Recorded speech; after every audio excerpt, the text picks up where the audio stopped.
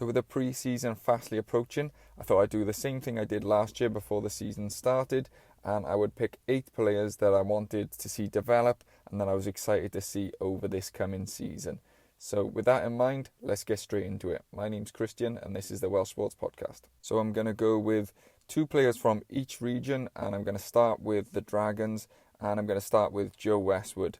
21 years of age, so still really young, but he came onto the scene towards the end of the season this year, made a real impact to that Dragons backline. The Dragons backline was a little bit blunt in the midfield. At times, there wasn't really any space. The only one who was creating something really was Rio Dyer.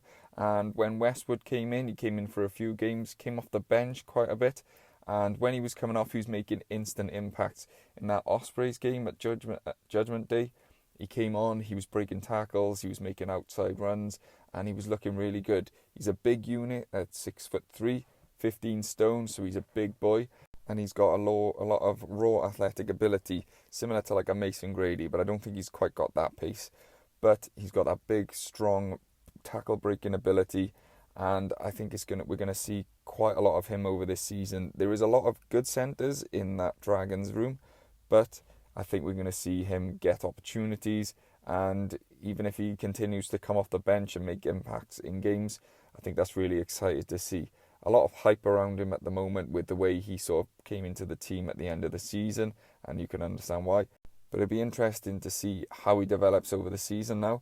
I'd be interested to see how Di Flanagan uses him, because he can play 12 and 13. I think I like the look of him at 13. I would like to see him have a few games there and see if he does have the pace to play that position, and also the vision and the defensive capabilities, because everybody knows that's probably the hardest position to defend in rugby. So let's hope he gets plenty of opportunities over this season and he continues to impress and improve in his development. The next player I'm going to pick is at the Ospreys, and it's hooker Lewis Lloyd. I've been impressed with him this year. He had a fair bit of game time. He's still very early 20s, 21, 22. So he's still very young. But he came in, obviously there's been injuries to Dewi Lake, and Sam Parry's been the main hooker for most of the last season. But Lewis Lloyd has backed him up, and whenever he's started or come off the bench, he's actually looked really assured. His darts are great. He's dynamic around the pitch. And he's sort of started gaining a bit more experience now. Dewi Lake is obviously going to spend a lot of time away with Wales, and Sam Parry is slowly coming towards the end of his career, so this season's going to be interesting to see how he develops and if he continues to impress, because I think he's got the ability to be a really good player for the Ospreys. Toby Booth has mentioned him a few times, singing his praises about how how sort of mature he is and how he looks comfortable at this level. And I certainly agree. In the outings that I've seen, he's looked very good. And he's got 2 really good hookers to learn from there. You've got Sam Parry, who's the old head and knows the position inside out. And then you've got Dewi Lake, who's got that experience of being a back rower and how he's brought that into his hooker game.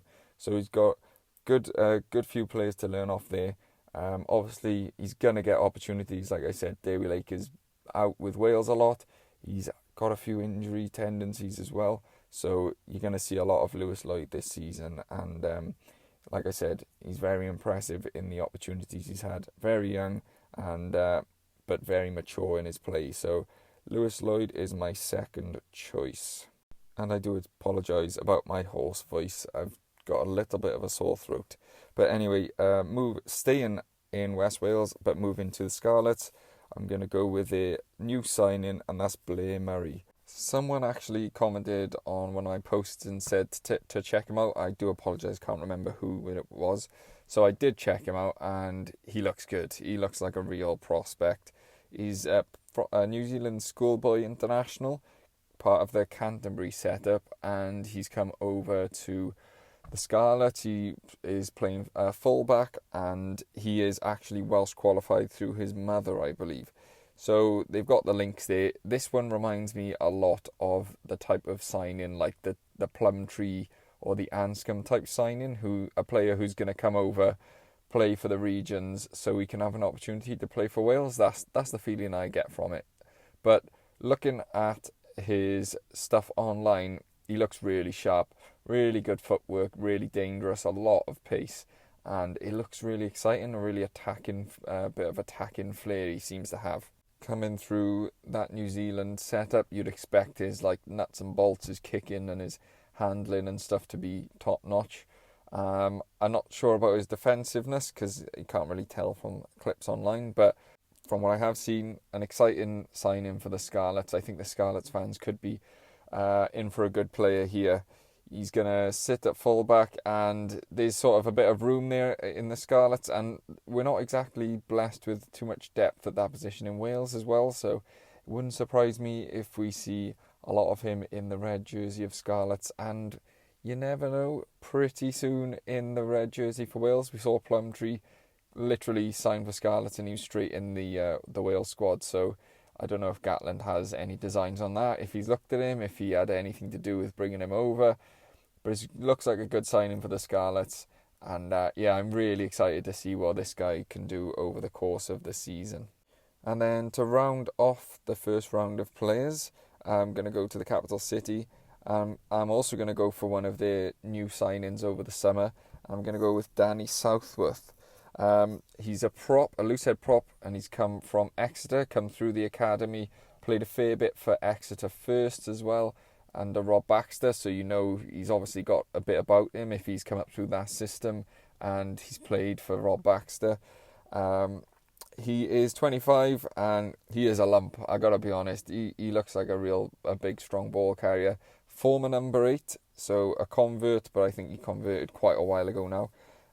And he's another one who is Welsh qualified and through his grandmother, and by all accounts he's made it known that he's got aspirations of international rugby. It doesn't say whether he wants to play for England or Wales, but I would imagine if he's leaving, he's a Devon boy, and if he's coming from Devon to sign for a Welsh team, it wouldn't surprise me if he's got an eye on potentially competing for a Wales jersey at some point. We're not exactly blessed with an awful lot of depth in the front row, so maybe that's what he's looking at. He's probably going to be more of that like Reece Carey type player. Not that he's as explosive as ball carrying, but he is busy with it. And by all accounts, Matt Sherratt says he's a really strong scrummager, so I'll have to take Matt Sherratt's word for that. But he's possibly going to be third choice with, you got John Domachowski, Ed Byrne, who's also signed a veteran, and maybe Southworth could be the third choice, but you're going to have Domachowski away with Wales a lot, and Southworth is going to get opportunities, and he's got two good players to learn from there. Like I said, Ed Byrne, a veteran, wily old player, been around the block, so another good player to learn from. And at 25, he's that good age where a prop really starts to develop with his ability at scrum time now, so I'm excited to see how that develops over the season. So those are my first 4 players. Now going to the second round of players, and I'll go back to the Dragons, and I am going to be a bit cheeky and stay at centre, and we're going to go with Dragon centre Harry Ackerman. Still only 19, he was the under-20s captain last year. He was so unfortunate that he picked up a really bad injury and it put him out of the rest of the season, so he missed the under-20s World Cup, but he had a really good Six Nations, and in the small sample size we've seen him come into the Dragons team, he's looked really mature. He looks like he belongs there. Another one similar to like Joe Westwood, who's come in and made an instant impact. What I really liked when I saw Ackerman first come in, he had Johnny Williams opposite him, and I think Johnny Williams probably thought I was just going to run at this young kid. He's not little, but a 19-year-old young guy, get straight in amongst him, and he just literally put a nice big tackle on Johnny Williams, which is no mean feat because that boy is a lump. So he's got all the ability, he can do everything, and he's already got that maturity in his game, which is obviously great for such a young player. Hopefully the injury, I believe it was his leg, hopefully that injury doesn't affect him too much. He comes back, he has a good strong season, and he actually gets a lot of game time. Like I said with Joe Westwood, there's a fair bit of competition in that Dragon centre room. You've got an Iron Owen there, who's that creative sort of distributor at 12, and then you've got Steph Hughes, who's that like smart, wily veteran. So you're going to have players to learn from. There's going to be players to hopefully bring him into the game.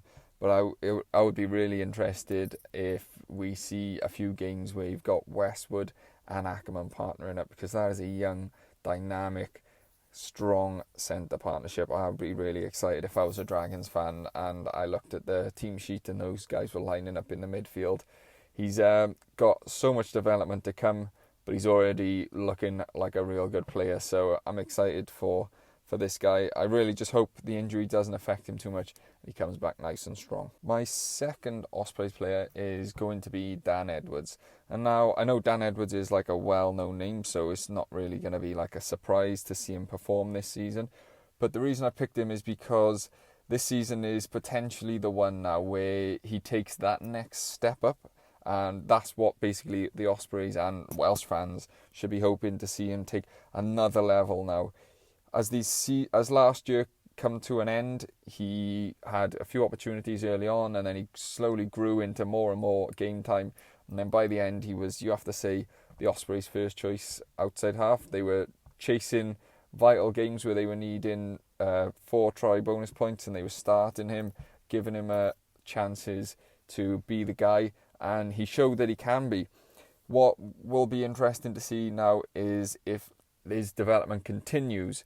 He's someone who's vastly experienced at the under-20s level. I don't think people realise quite how long he was in that setup for and how much he played.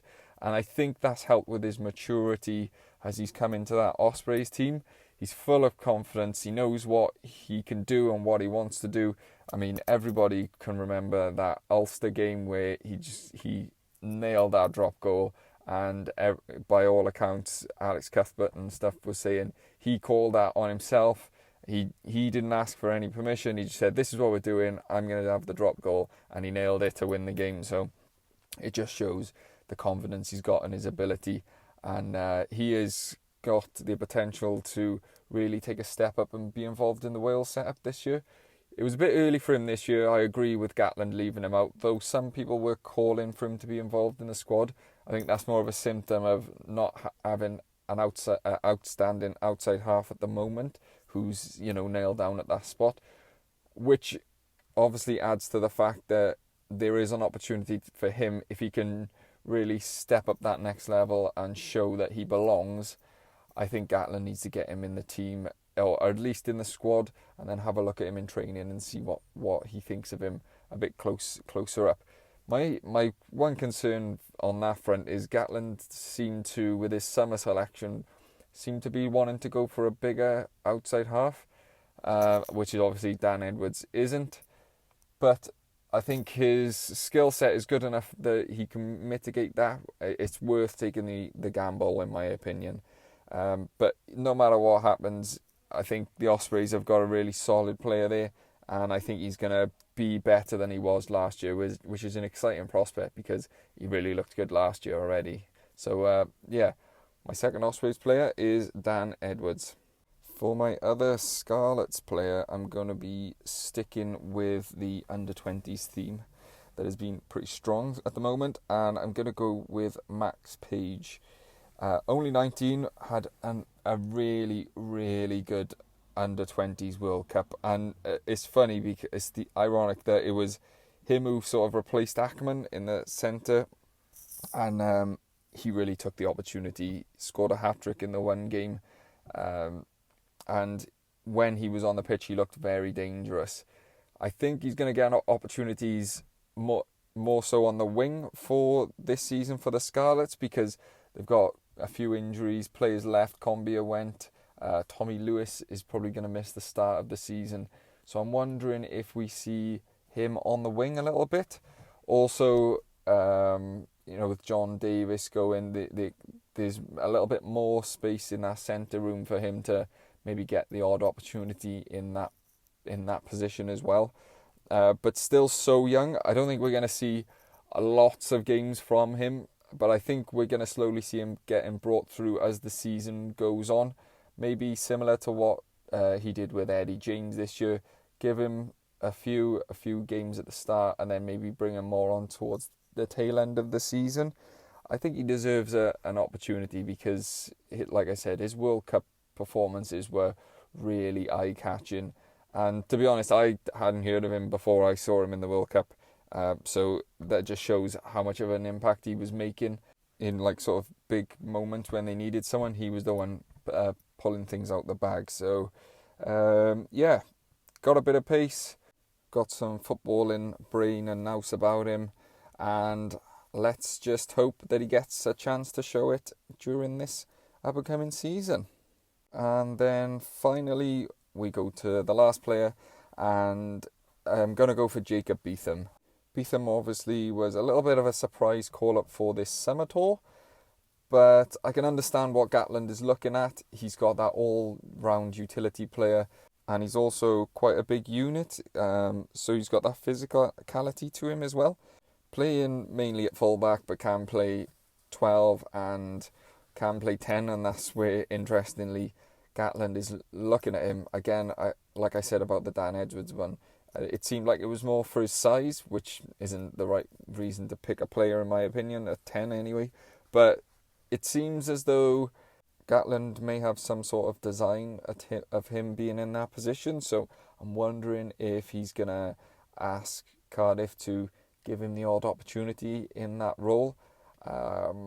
Because with the two out, they're going to have De Beer and Sheedy at 10. They're going to be their main 10s.